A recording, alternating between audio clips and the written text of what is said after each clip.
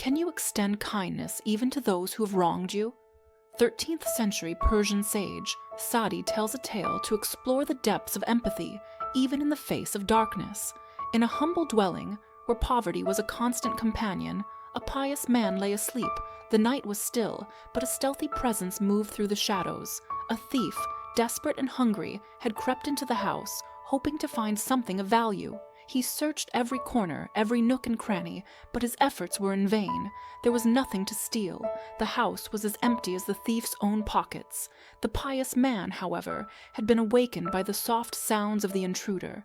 He realized what was happening, and his heart ached, not for himself, but for the thief.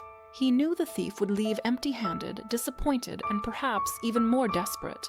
In a swift and silent gesture, he took the blanket from his own bed and tossed it towards the thief. It landed softly on the floor, a silent offering in the darkness. The thief, startled, froze. He looked at the blanket, then around the room, trying to understand.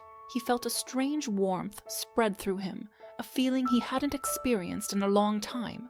He picked up the blanket, its softness a stark contrast to the harshness of his life. He left the house, the blanket clutched in his hands, his heart a little less heavy. The pious man lay back down, a sense of peace settling over him. He had given not out of fear or obligation, but out of genuine compassion. He had seen the humanity in the thief, even in the midst of his wrongdoing.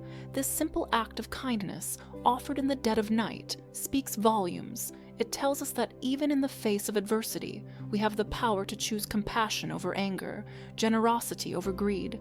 It reminds us that every soul, no matter how lost, carries a spark of goodness within. May this tale inspire you to look beyond the surface, to see the humanity in others, even when they stumble. May it remind you that even the smallest act of kindness can ripple out into the world, touching lives in ways we may never fully understand.